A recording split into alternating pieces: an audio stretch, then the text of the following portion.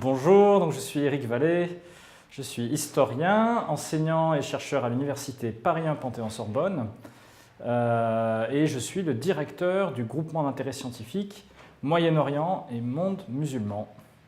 Donc le groupement d'intérêt scientifique GIS Moyen-Orient et monde musulman, c'est en fait une sorte d'alliance entre le CNRS, le Centre national de recherche scientifique, des universités, des écoles prestigieuses comme l'École pratique des hautes études, l'École des hautes études en sciences sociales, qui ont décidé donc de constituer un groupement rassemblant l'ensemble des laboratoires travaillant en France sur l'islam, le Moyen-Orient et les mondes musulmans. Donc au moment de sa constitution, le groupement d'intérêt scientifique Moyen-Orient et mondes musulmans a préparé un livre blanc des études sur le Moyen-Orient et les mondes musulmans en France.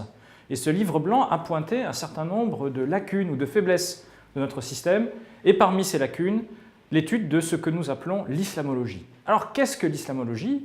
Eh bien, contrairement à ce que l'on entend dans l'opinion courante ou dans les médias, ce que nous appelons l'islamologie, c'est l'étude du fait religieux islamique à travers ses textes et ses pratiques dans l'histoire et au présent. Étudier le Coran, ça fait partie de l'islamologie. Étudier le droit musulman, ça fait partie de l'islamologie. Étudier ce qu'on appelle le hadith, c'est-à-dire les traditions du prophète, ça fait aussi partie de l'islamologie, ainsi que l'étude du soufisme, de la théologie, l'étude de toutes les reformulations modernes, contemporaines de la religion musulmane par les acteurs eux-mêmes de cette religion. Donc l'islamologie, c'est une discipline qui appartient à ce vaste champ des sciences humaines et sociales.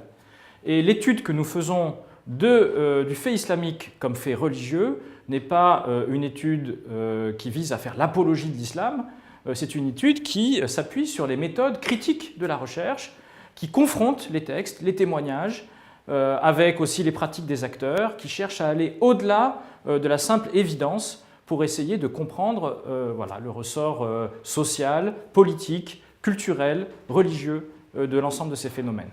Alors, il y a eu, au cours du XXe siècle, une grande tradition d'étude de l'islam en France. Mais cette tradition était essentiellement liée à l'histoire coloniale de la France. En particulier, une école à rayonner qui était l'école d'Alger. Et cette tradition s'est progressivement délitée au cours des 30 dernières années. Aujourd'hui, l'islamologie connaît en France un nouveau départ, avec une série de recrutements nouveaux, de nouveaux enseignants, de nouveaux chercheurs à l'université, au Centre national de la recherche scientifique. Et le but du GIS, en partenariat avec la Fondation de l'Islam de France, eh bien, c'est d'accompagner ce renouveau de l'islamologie française. Alors pourquoi est-ce que c'est important que l'islamologie française soit enseignée dans les universités françaises, qu'il y ait des recherches en islamologie au sein du Centre national de la recherche scientifique? Parce que l'islamologie, ce n'est pas seulement l'affaire des musulmans, c'est aussi l'affaire de tout un chacun. Accéder à un savoir organisé, critique, rationnel sur l'islam. C'est une demande qui émane de l'ensemble de la société française, qu'elle soit donc de confession musulmane, d'autres confessions religieuses ou sans conviction religieuse.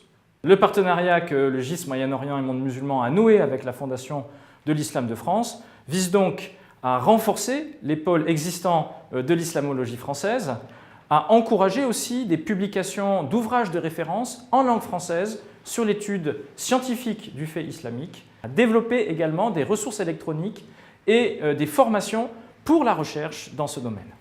Avec ce partenariat inédit qui est conclu entre une fondation, la Fondation de l'Islam de France, et un groupement de laboratoires français, c'est en fait un long chemin qui s'enclenche pour la relance et le relèvement de cette islamologie française. Il ne faut pas croire que l'objectif soit facile à atteindre, c'est un long chemin, un long travail qui s'enclenche aujourd'hui, mais qui pourra être mené à bien, j'en suis sûr, grâce au soutien de la Fondation. Cette action ne serait pas possible sans le soutien de la Fondation de l'Islam de France, que je tiens à remercier très chaleureusement. Merci de votre attention.